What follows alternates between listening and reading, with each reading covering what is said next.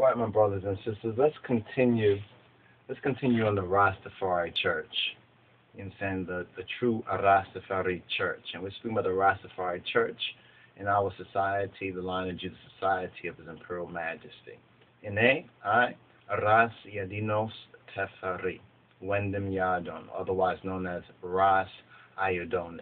Now, we've been touching on the Rastafari Church, and originally we began off touching on the marijuana issue for a moment because it concerned us that, some of the brothers and sisters were, seeing what the Gentiles are doing and saying, well, isn't this ironic? It's Rastafari that and traditional Rastas and others were speaking about marijuana and the benefits of marijuana, healing of the nation, and over the past maybe 20 or 40 years, they've been doing a whole heap of research and giving the scientific, now they have the scientific data to really prove what many of I elders and the previous generation of traditional Rastafari were saying. But we're still denied in a certain sense. But most of that denial is really is due to our ignorance. You understand? Our ignorance on one hand and our failure of application. You understand? Our failure to apply those things that we say we know, you understand, or that we say are true. And above all of that is Jah's law. You understand? Is Jah's law. And one thing that we have been learning so very much, practical and information. Now when we look at even Babylon's law, it becomes so very clear because we're learning the principles of law by studying Jah's Torah and Jah's law. You understand? And studying the law. As His Majesty says, for my part, I glory in the Bible. So when we speak about church, right, what is one of the first things that churchically, from a church, a Christian church Christ basis, is speaking about? We're born in the world of sin, right? We're born in the world of sin. And what is sin? Sin is ignorance. Sin is ignorance. You understand? And from that ignorance leads to disobedience, not knowing or avoiding or ignoring what we should already know, right? And now when you come out of that sin, it's the light or the illumination of knowledge or the truth. Christ teaches us, our black Lord and Savior, ye shall what? Know the truth, and the truth shall set you free. The word also says that not to be a forgetful hearer of the word, but a doer. This is one of the reasons why we touched on these issues right here about status. What is our status? And most of our status is in the world of sin, is under the NBC. Negroes, blacks, and coloreds, or the so-called 13th, 14th Amendment, AA, African American, or artificial African, or you can even call it Alcoholics Anonymous. Interesting, that whole AA thing. You can go into that on a certain level.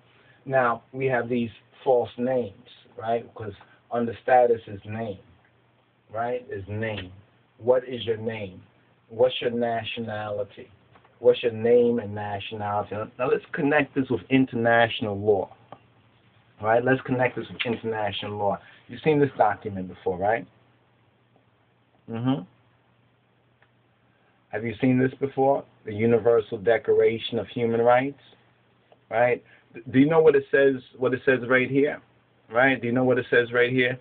Let us read for you what it says right here. It says, on December 10th, 1948, right, the General Assembly of the United Nations adopted and proclaimed the Universal Declaration of Human Rights, the full text of which appears in the following pages. Following this historic act, the Assembly called upon all member countries to publicize the text of the Declaration and, quote, to cause it to be disseminated, displayed, read, and expounded principally in schools. and other educational institutions without distinction based on the political status. That word status comes up again. The political status of countries or territories, end quote. Right? This is all, and this organization down here, check this out. This is we got this from like the World Service, this organization, the World Service Authority, right? Can you see this clearly? The World Service Authority, right? All right. Now, there's a lot that's in here. There's about 30, how many articles is there? Yeah, there's 30 articles in this. And let's see if this is the full text. Okay, let's go to the preamble. Let's read the preamble of the Universal Declaration of Human Rights. Because, it's the Rastafari that have been proclaiming human rights. Why? Because our Godfather, the King of Kings, has taught us that it is so important. And it's Ethiopia, which is one of the member signers. And even from our research, it is because of Haile Selassie that we even have such a thing called the Human Rights Declaration. Because Ethiopia, you understand, was the first victim. It was a martyr for that cause of human rights, and His Imperial Majesty being the point man of that atrocity against humanity. You see what I'm saying? The first Holocaust was not the so-called European Jewish Holocaust, but was the Ethiopian Hebrew Holocaust, or we can even say the Black Lion of the tribe of Judah Holocaust. So this document is so very key, is so very important, and you need to have this. This is one of your tools. This is a very important tool and a very important instrument right here. Now, as we learn more about issues of sovereignty, as we start to learn more about sovereignty, we learn about name and birthright and nationality. A very interesting thing, we begin to understand that many of the first proclaimers of Rastafari, such as Leonard Percival Howell, this brother right here, if you don't know about him, you need to learn about this brother. You understand? Leonard Percival Howell, in this document, The Promise Key, right, which was printed by this copy right here, Ras Miguel. You understand? You see Ras Miguel right there, right? I think that's Ras Miguel Lawn,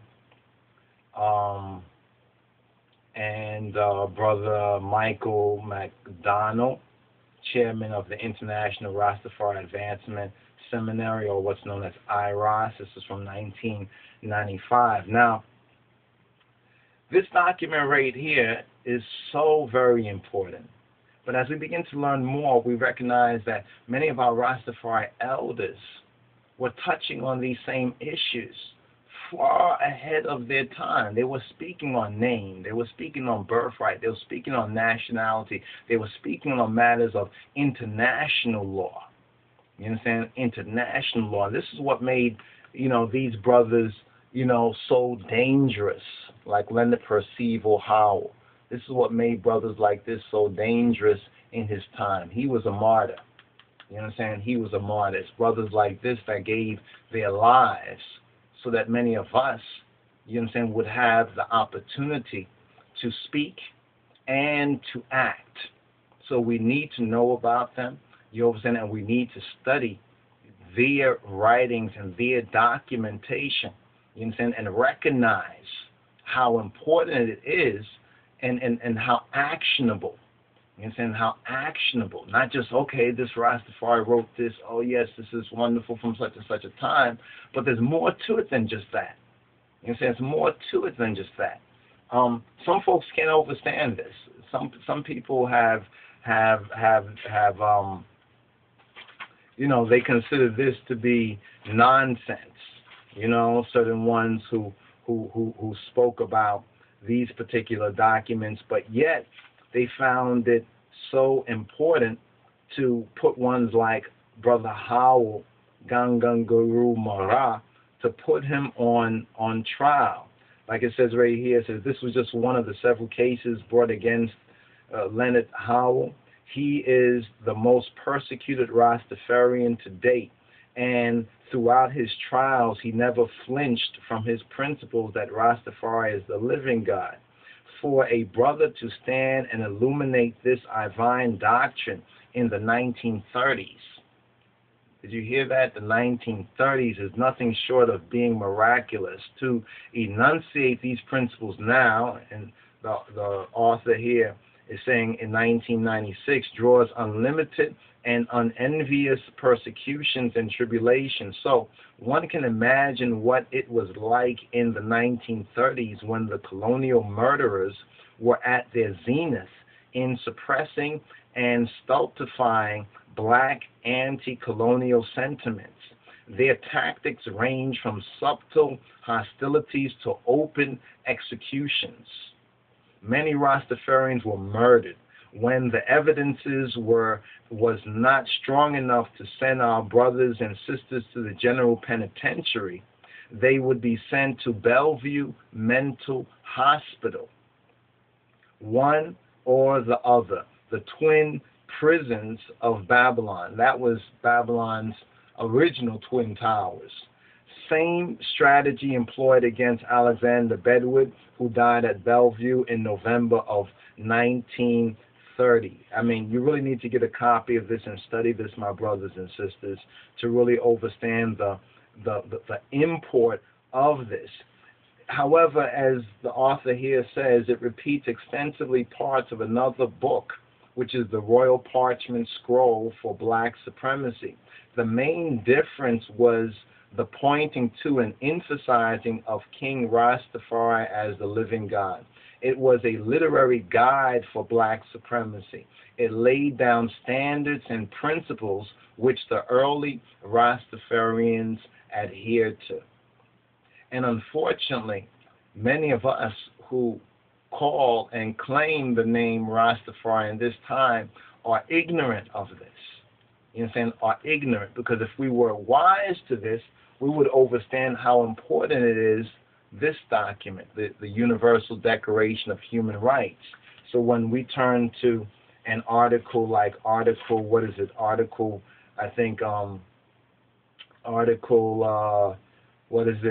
15. Article 15 says, everyone has the right to a nationality. No one shall be arbitrarily deprived of his nationality, nor denied the right to change his nationality. So we hear on the news sometimes, especially the international news, like Deutsche Welle, the Journal, or BBC, or some of the other international news programs, we hear all these groups around the world talking about human rights, fighting for human rights. Yovas, we have a human rights issue ourselves, Rastafari, and we need, first of all, to understand law. You see, so those of you brothers and sisters who've been studying, say, Torah, you know, the Torah with I, in our Torah studies and the Torah portions and the Rastafari Sabbatical studies, the RSS, would be able to, the Holy Spirit will open up your mind that when you start to look at world law or law, earthly law, you begin to understand the connection with the King of Kings and how these are important instruments for us to use. But you cannot use an instrument if you don't know how to use the instrument. So the instrument's there. You know, it's like using a tool, but you have not been trained, you have not been prepared to use the tool. So you hear about the tool, but you don't really see the connection. And hopefully I and others will bring this connection more forward, and those who learn about this will each one teach one, but also to act on these things, right? So everyone has the right to a nationality. So when we say name and nationality, we're not just saying this, no, this is based on real facts, real evidence. And it's interesting, as we read at the beginning of this, that when this was declared, it was called, all member countries were called upon to publicize this text and to cause it to be disseminated. You understand? Displayed, read, and expounded. Expounded means that there'll be teachers, you understand, such as we're trying to do, you understand, somewhat ill-equipped to do it, you understand, but still recognizing the need to, as they say, get the proverbial ball rolling. It was to be expounded where? Principally in schools and other educational institutions. Many of y'all went to educational institutions. It don't say just in college. You know, all through, you understand, from kindergarten, you understand, to elementary school, to high school, you understand, to whatever trade school, secondary school, 2-year college, 4-year college. These things are fundamentally important. In fact, this is even more important on a level than even the United States Constitution, especially for us, because it was not the United Nations on that particular level. Certain nations had a part to play in the slave trade, but it definitely was not the United Nations, you understand, which held us in chattel slavery for X amount of years, or called us Negroes, blacks, and coloreds, and denied our true nationality. You understand? So let's understand how important this is. So get a copy. If you're on the internet, you can look this up on the internet. You can download it as a PDF. You can print it out. You know, this is the kind of work. This is what it means. Work out your salvation. Get these documentations here. So this is very important. And then, as we mentioned, the Royal Parchment Scroll of Black Supremacy. You understand? And now that we become more and more wise too, I salvation, we're now going through this again and starting to recognize, you know, these brothers, no wonder they were persecuted. You see what I'm saying? Because maybe we don't comprehend the significance, and that shows how left behind and left back we are today. And it's not about emotionality. Let's first of all cut that down. Let's chop that down at the knees, because many of us get too emotional. Oh, fire burns. No, you got to calm down. This is why it's a faith base. When we talk about Lion of Judah, when we talk about the Rastafari Church, we're speaking about a faith base. You understand? The testimony of our black Lord and Savior Jesus Christ, and the teaching of our Godfather, the King of Kings, Kedamawi Haile Selassie. It's a faith base. So first of all, we have to learn these things very soberly. You know what I'm saying? We have to learn these things very soberly.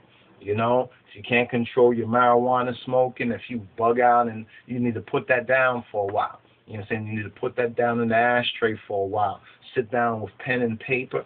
You understand? Gather some. What happened to the groundation, brothers? What happened to I groundation? You see, just 2 or 3. It don't have to be a whole big crowd. Some are saying, where's the big, you know, like a big party? You have to get off of that. You understand? 2 or 3. You understand? Don't need no special location. Just a couple of brothers and sisters you can gather in one's homes and start to disseminate this and share and start to build on this. It is your right. It is your right to do so.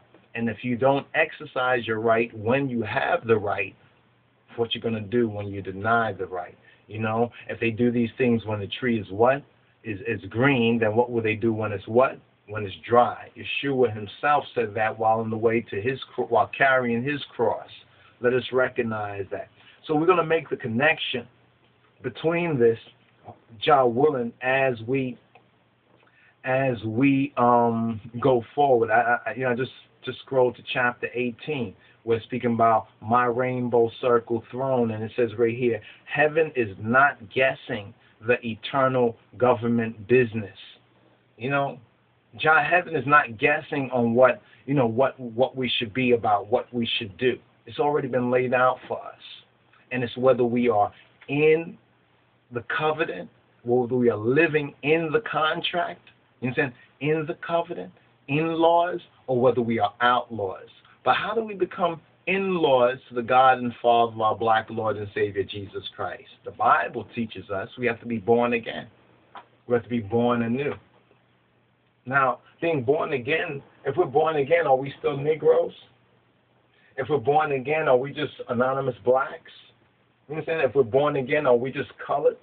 If we're born again, are we AA, artificial Africans or so-called African Americans, holding on to dear life to the 13th and 14th man-made slave master amendments? Are we still Smith, Jones, and Johnsons? You know what I'm saying? Not knowing our true names, but we're carrying slave master's name. So status is important. This is why we're going to lecture on this just a little bit more. Status is important. We have to get out of the NBC status, you know what I'm saying, and restore our true ID, our true identity. But how can you do that if you don't know who you are or where you're from? You see, and this is why when we point out some of this literature, like From Babylon to Timbuktu right here, or when we point out Valley of the Dry Bones right here, both of these books by Rudolph R. Windsor, they're very important because they give you the background. They help to give you the foundation. Now, of course, people say, well, where exactly we're from in Africa. Suffice it to say, you understand, if this truth has a resonance in your heart, your mind, and your soul, you know what I'm saying, then you're one of us. If you hear this talk about being an Israelite or being Ethiopian Hebrew and you're like, nah, that's not me, it's probably not you. You're probably one of these tribal, descended from one of these African tribes that sold our ancestors but got caught up yourself because the white man's so greedy. When he came back to get more slaves, you already sold all the Hebrews, and the white man wasn't going to go back to the west with empty ships, so he took the ones who sold the other ones, like in that song, Give Me the Loot, Give Me the Loot, what's his name, Biggie.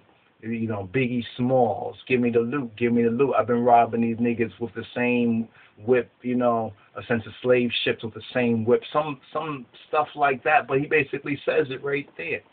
So not all Negroes.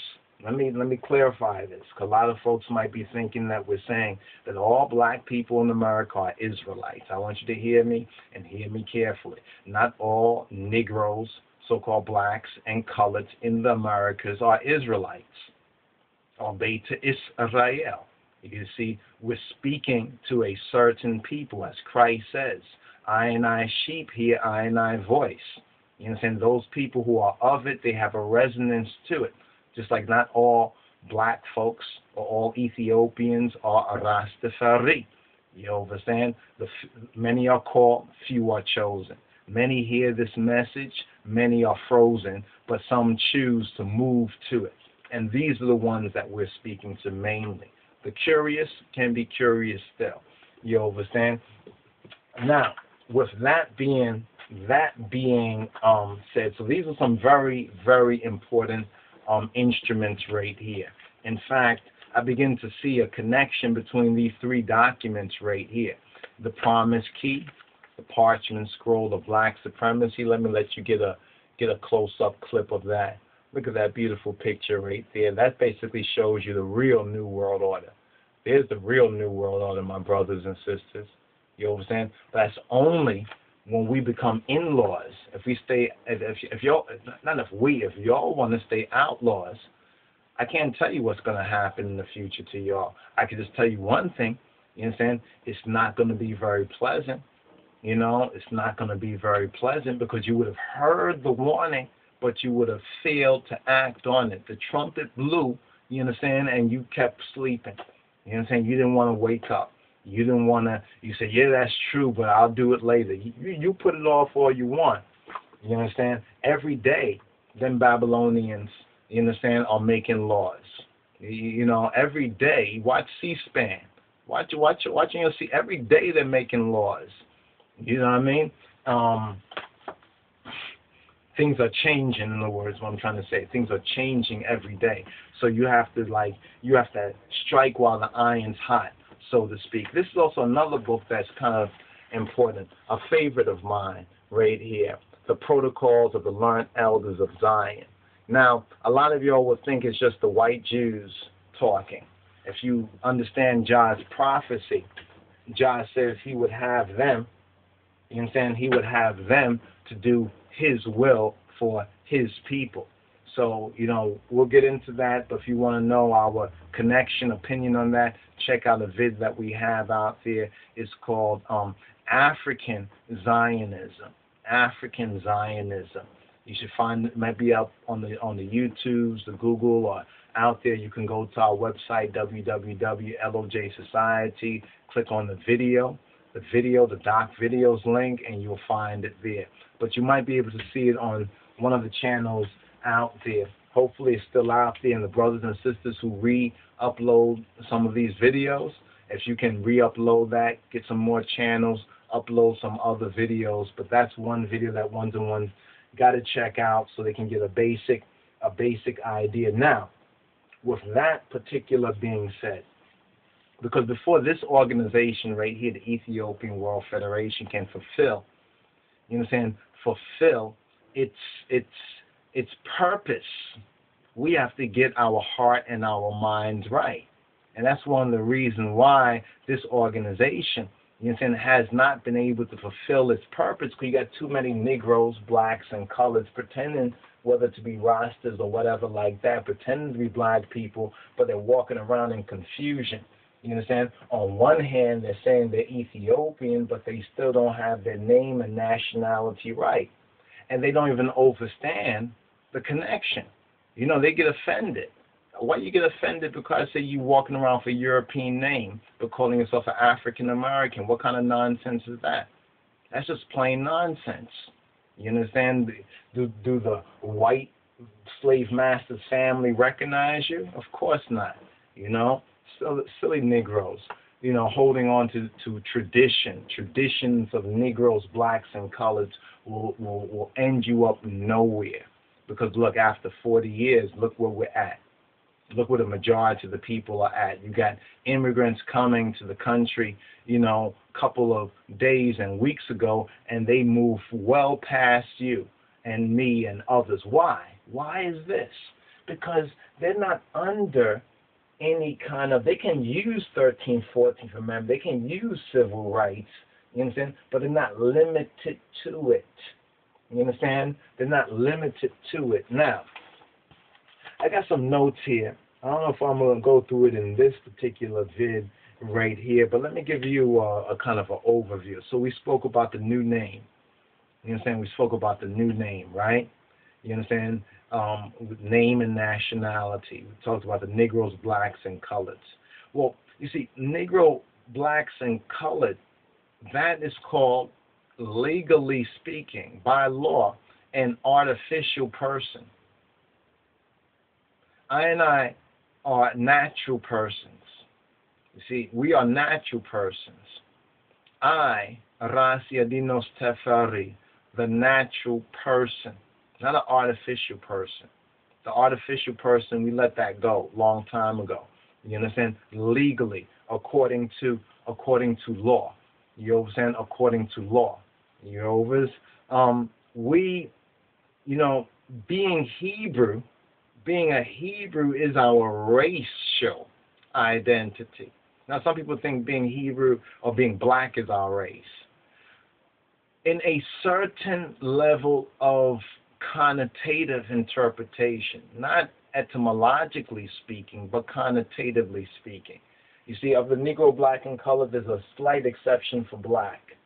There's a slight exception for black but black should not be confused with our true nationality. There's no Negro land. Yeah, there was something on the map called Negro land, but there's no real official Negro land. There's no black land. You understand? There's no Caledonia. There's no colored land or whatever like that. That's garbage. You see what I'm saying? So you're forced, you understand, under that sort of status of the AA to being and declaring yourself a property. This is one reason why the civil rights movement is exactly what it is. It's a civil rights movement. It's not a human rights movement. You ever wondered about that? When Malcolm X started to talk about human rights, and even in our opinion, when Dr. King, Martin Luther King, started to talk about human rights, Some of the elders even told us this, that that's when they killed him. When he started to grow, as he started to grow, because he was so powerful a person, he was a known person. He speak, the media is there, everybody's going to talk about what he said. And as they started to see he was growing out of the Negro into a more conscientious black man, and even towards an African focus,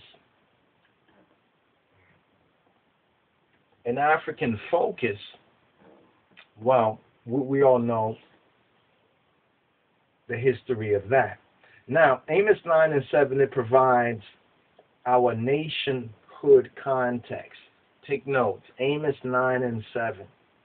Are you not as the children of the Ethiopians unto me, O children of Israel, saith the Lord, saith Yahweh Baruch Hu.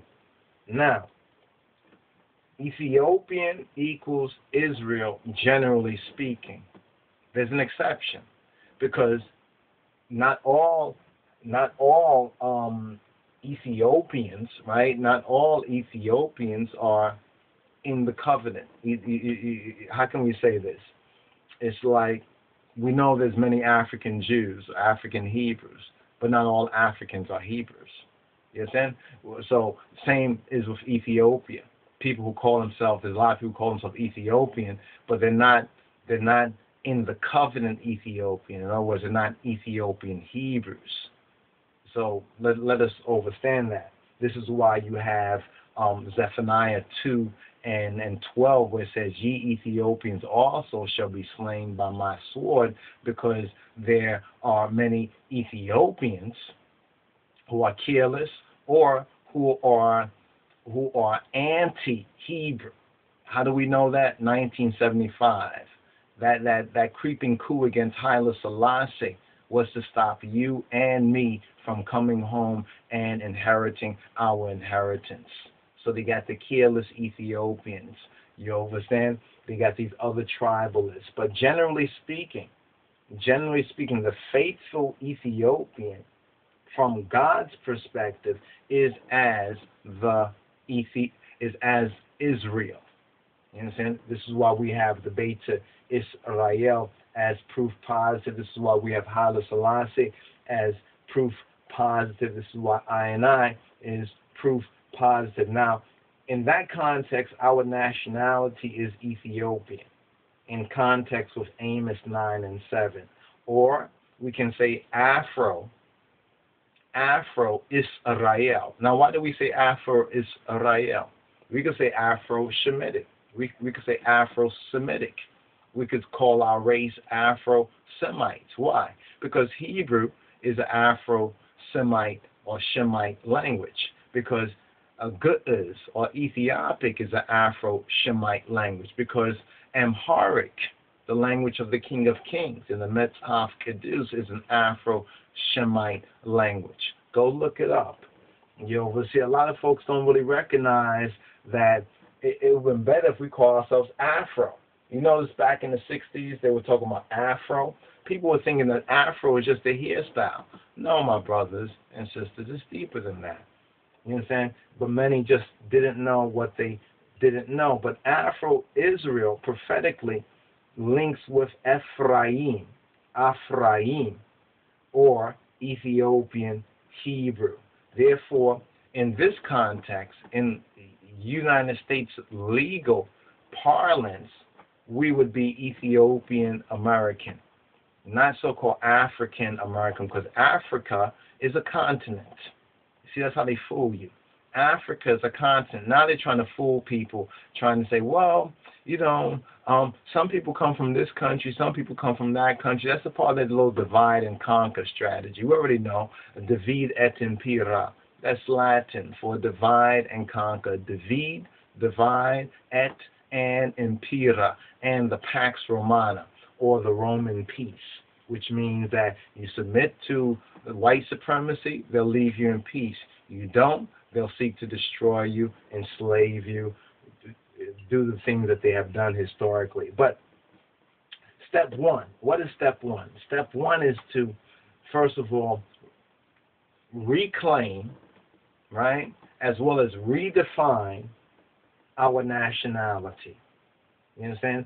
That means that we have to confront the artificial person. That means this artificial, you want to see the artificial person? Pull out your ID. Pull out your driver's license. Pull out any other so-called legal ID you have. That's the artificial person right there. That's the artificial, that's not the natural person. That's the artificial person. You know why it's not the natural person? Even though you don't have to change the name initially, but you have not taken the recourse and remedy to proceed yourself with paperwork. What do we mean by proceed yourself with paperwork? To write to the authorizing, you understand, write to the authorizing agencies.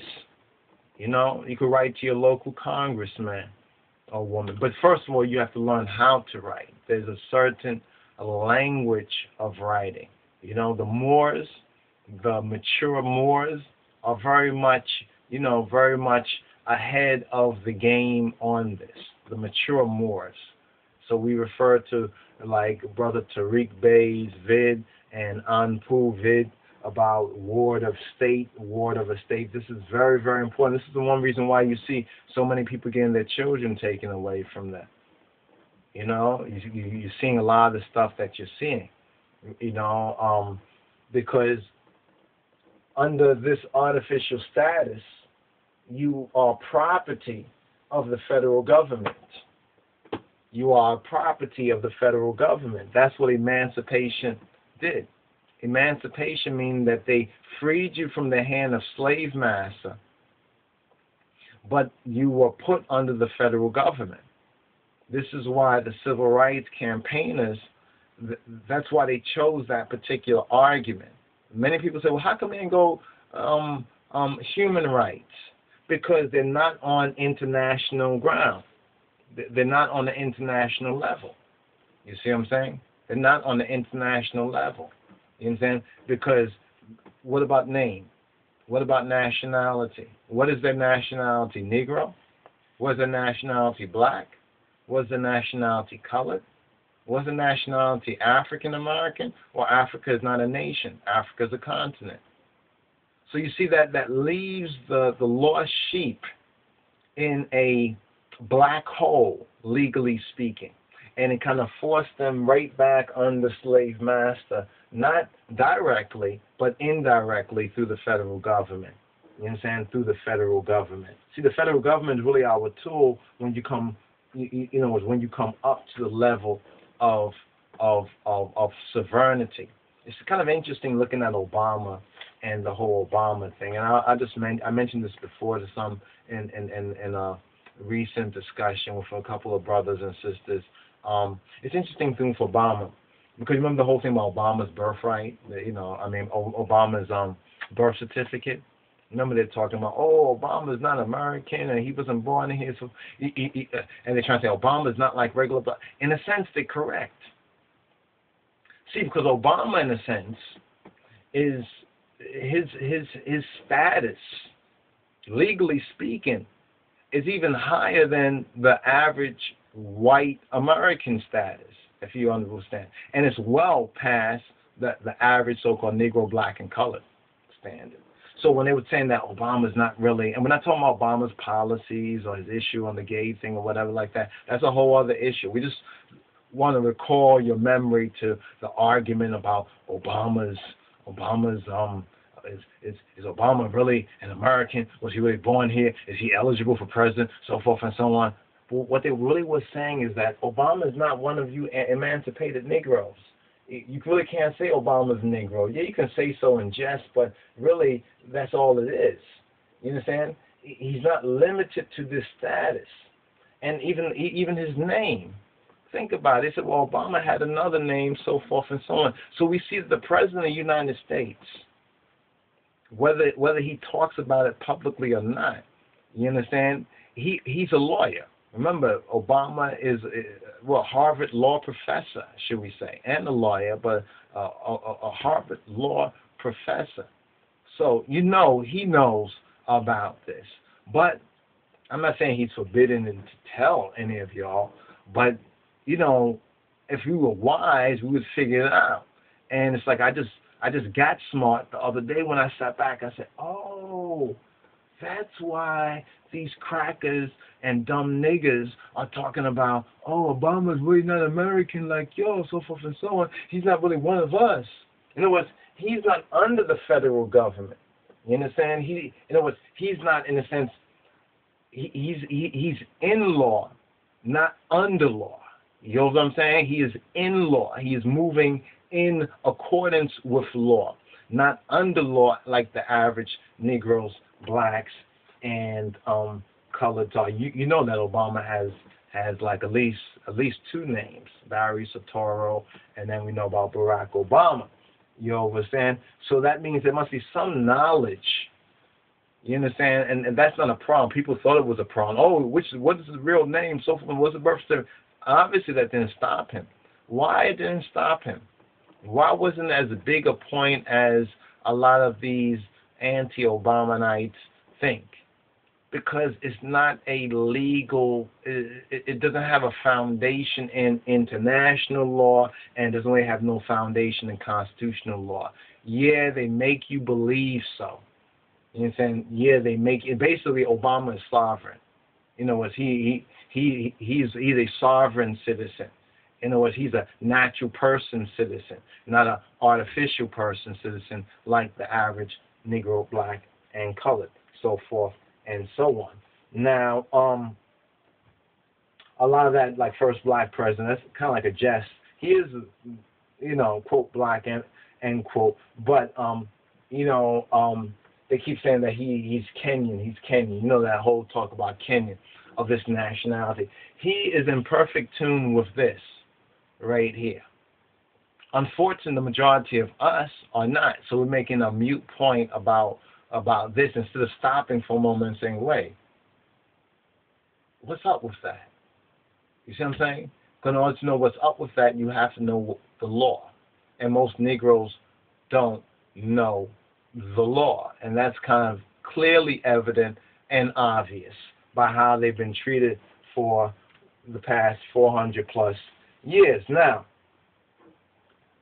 we must learn, right? We must learn, we must learn the operative terms. We must learn the operative words. We need to learn the operative phrases. And I've been looking around to see if some of the other brothers and sisters out there, whether the Moors or others, and they have some very good information out there on some of their websites.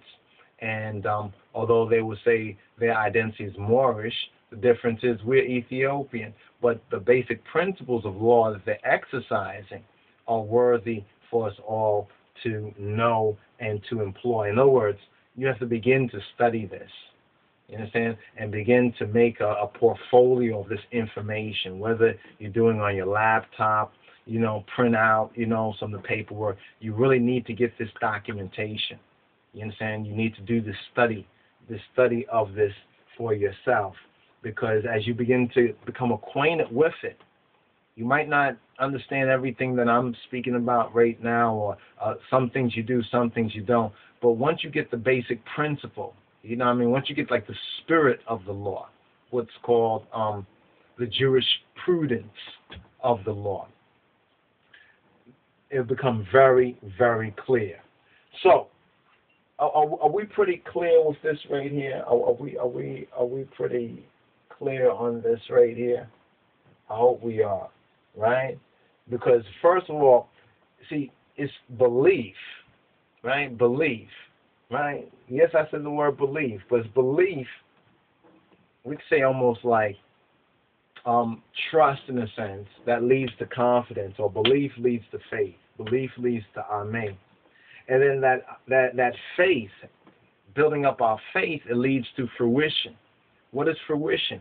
Fruition in biblical terms, in New Testament terms, is working out our salvation.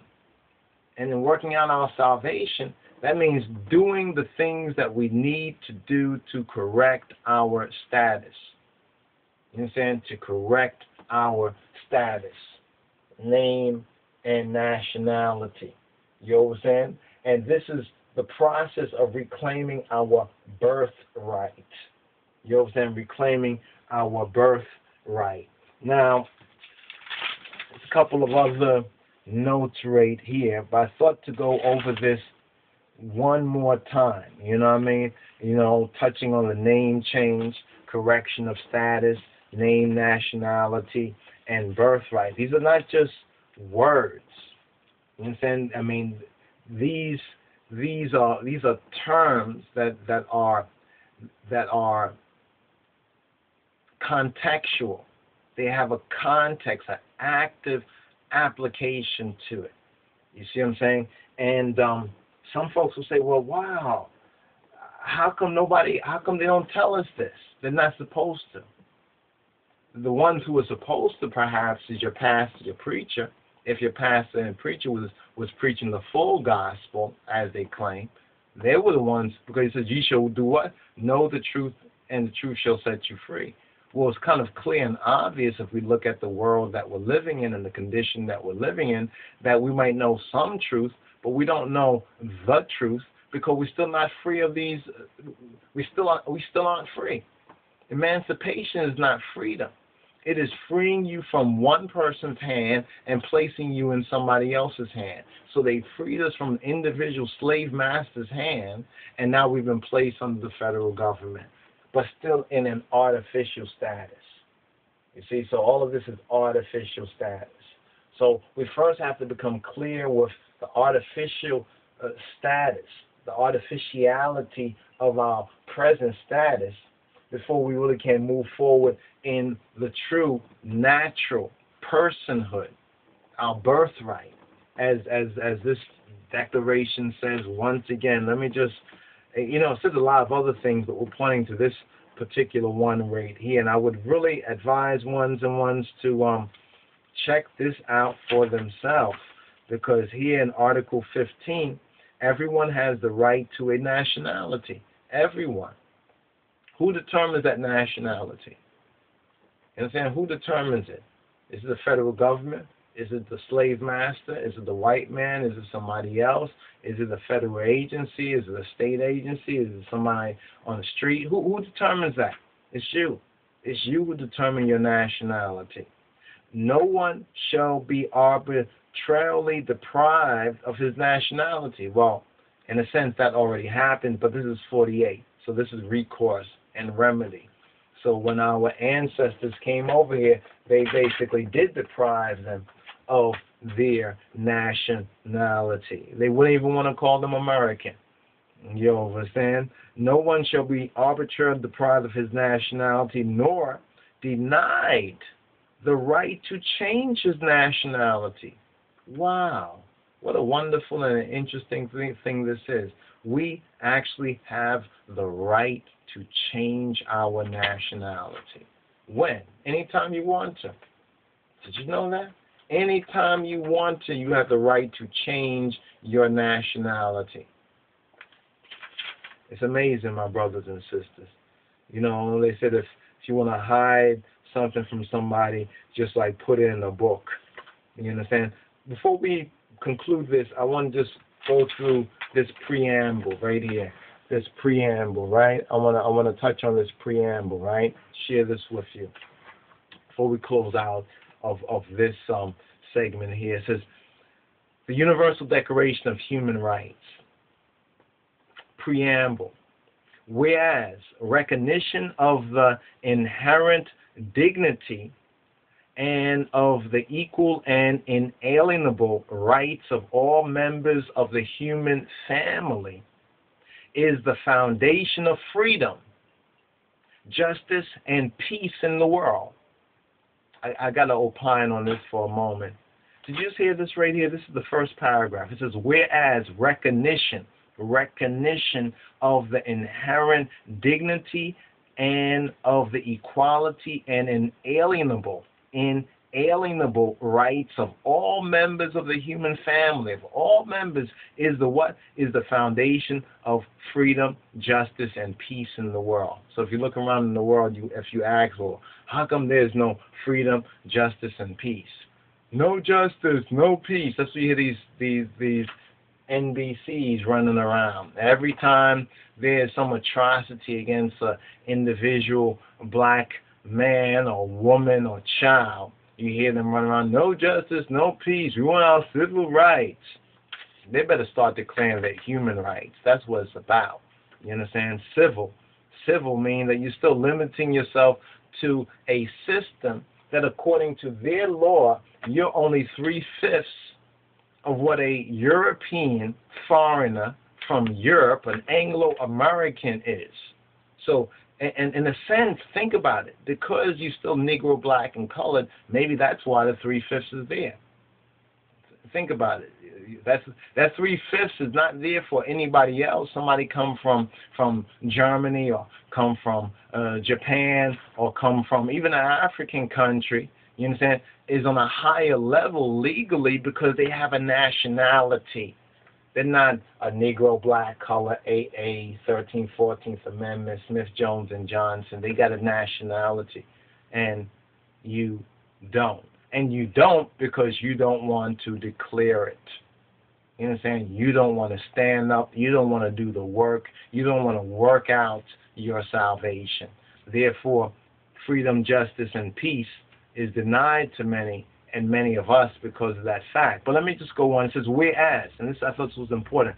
It says, whereas disregard and contempt for human rights have resulted in barbarous acts which have outraged the conscience of mankind, and the advent of a world in which human beings shall enjoy freedom of speech and belief and freedom from fear and want has been proclaimed as the highest aspiration of the common people, of the common man, whereas it is essential. I thought this was so key. Please listen up. Whereas it is essential if man is not to be compelled to have recourse as a last resort to rebellion against tyranny and oppression, that human rights should be protected by the rule of law. Again, indegana. Whereas it is essential. It's essential. You know, like to say your essential vitamins, this is essential. If man is not to be compelled to have recourse as a last resort to rebellion against tyranny and oppression, or I not Rastafari say downpression, that human rights should be protected by the rule of law. Whereas it is essential to promote the development of friendly relations between nations. That means friendly relations between nationalities.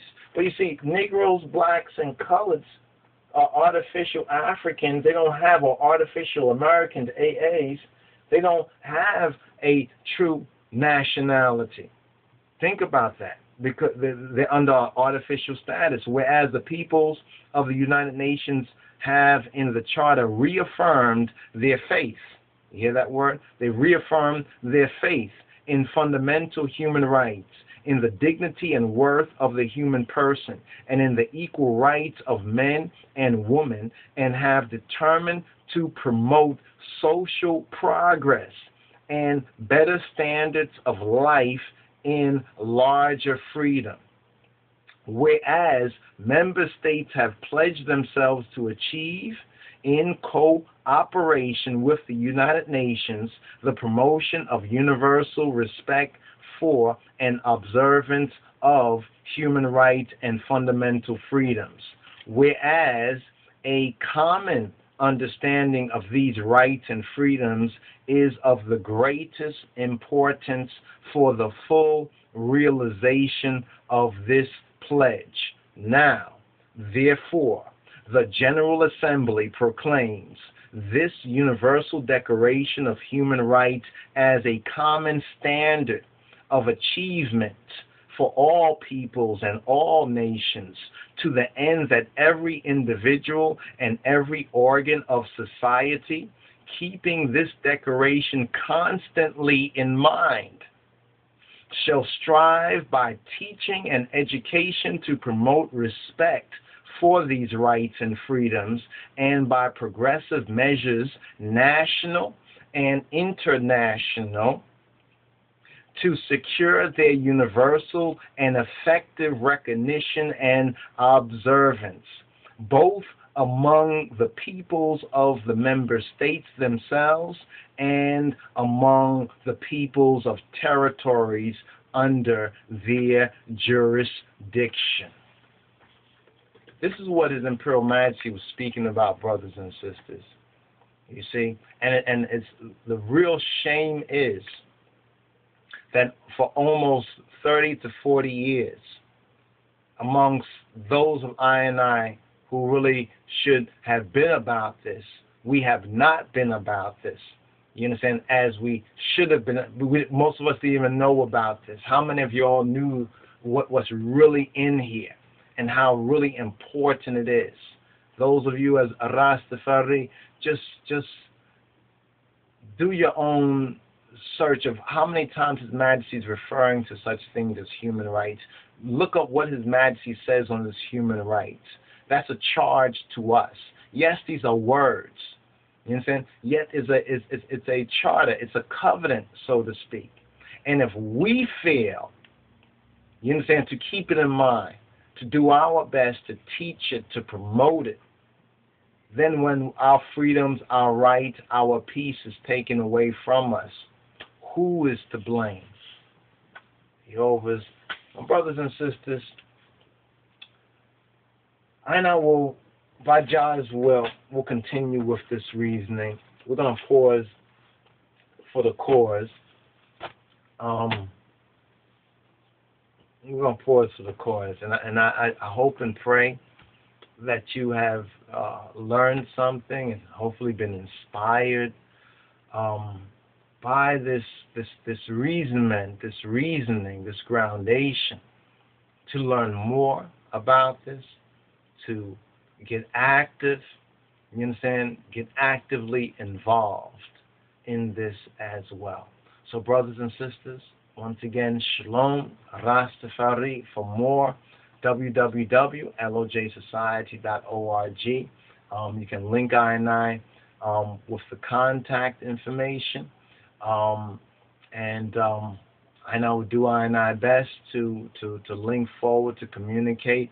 And right now, we really need ones to, just to get active, just to get aware, first of all, get aware, get awareness to learn about this so that ones will know what they are acting on, you understand, so that ones can act properly as well as act effectively for the cause of truth and rights.